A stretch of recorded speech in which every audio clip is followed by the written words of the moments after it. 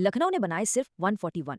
पहली नजर में लगा यार ये तो वन साइडेड मैच होगा, दिल्ली आराम से जीत जाएगी। लेकिन पिक्चर अभी बाकी थी। लखनऊ के गेंदबाजों ने ऐसी बॉलिंग की कि दिल्ली के लिए ये 141 रन भी पहाड़ जैसा बन गया।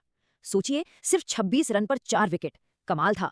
तो सवाल ये उठता है कि इतना छोटा सा टोटल कैसे ऑलमोस्ट एक मैच विनिंग स्कोर बन गया। और उससे भी बड़ा सवाल, अगर इतना सब हो गया था तो लखनऊ ये मैच जीता क्यों नहीं? जवाब छिपा है उनकी बैटिंग स्ट्रेटेजी में। और इसी के साथ हम आ जाते हैं उस मेन पॉइंट पर जिसने सबको चौंका दिया, मतलब सबको। वो था लखनऊ का अपनी बैटिंग लाइनअप को बदलने का फैसला। और यही है पूरी बहस की जड़। सिंपल सा सवाल है, क्या लखनऊ ने एक ऐसे फॉर्मूले को ठीक करने की कोशिश की जो पहले से ही बढ़िया काम कर रहा था, जिसे छेड़ने की शायद कोई जरूरत ही नहीं थी? देखिए, पिछले सीजन में मार्करम और मिचेल मार्श की जोड़ी लखनऊ की सबसे बड़ी ताकत थी, लगातार अच्छी शुरुआत दे रही थी। लेकिन इस मैच में एक बड़ा एक्सपेरिमेंट हुआ, ऋषभ पंत को ओपनिंग के लिए भेज दिया। अब ऐसा क्यों किया गया? क्या किसी खास गेंदबाज को टारगेट करना था, या फिर लेफ्ट राइट कॉम्बिनेशन का कोई नया प्लान था? वजह जो भी हो, एक सेट सक्सेसफुल जोड़ी टूट गई। अच्छा, अब ये बात भी सही है कि हम इस एक्सपेरिमेंट का पूरा नतीजा तो देख ही नहीं पाए।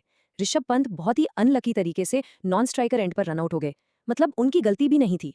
लेकिन क्या इससे असली सवाल बदल जाता है? तो पॉइंट वहीं का वहीं है। ठीक है, पंत रनआउट हो गए, किस्मत खराब थी। पर सवाल ये है कि एक ऐसी जोड़ी जो टीम को लगातार अच्छी शुरुआत दे रही हो, उसे तोड़ने का फैसला, क्या वो फैसला अपने आप में ही सही था?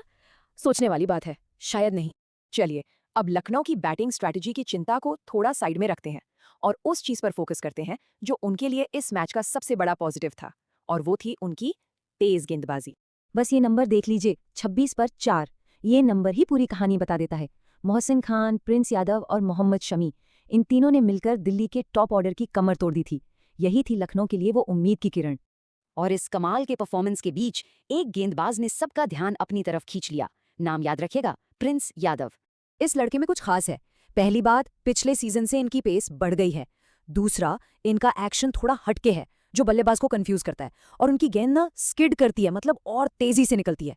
कई एक्सपर्ट्स तो कह रहे हैं कि इनमें यंग जवागल श्रीनाथ की झलक दिखती है। तो हाँ, ये एक ऐसा सितारा है जिस पर नजर रखनी ही पड़ेगी। तो इस मैच के बाद दोनों टीमों के लिए आगे का रास्ता कैसा दिखता है? अगर हम समराइज करें तो लखनऊ के पास एक डेडली पेस अटैक है, जबरदस्त। लेकिन उन्हें अपनी बैटिंग ऑर्डर का इश्यू सॉल्व करना होगा। वहीं दूसरी तरफ दिल्ली, उनका मिडिल ऑर्डर प्रेशर में भी टिका रहा, ये अच्छी बात है। लेकिन उनका टॉप ऑर्डर का फेल होना, ये एक बड़ी चिंता का विषय है। तो आगे क्या? देखिए, दोनों ही टीमों के पास एक चैंपियनशिप इंग्रेडिएंट है, वो है एक मजबूत बॉलिंग यूनिट। अब टूर्नामेंट में आगे वही जाएगा जो अपनी बैटिंग की पहेली को पहले सुलझा लेगा, सिंपल। और आखिर में हम घूम फिर कर वहीं आ जाते हैं जहां से हमने शुरुआत की थी। इस तेज तर्रार T20 क्रिकेट में क्या नए और साहसिक प्रयोगों के लिए एक साबित हो चुके और सफल फॉर्मूले को तोड़ना ठीक है? इस पर सोचने के लिए बहुत कुछ है।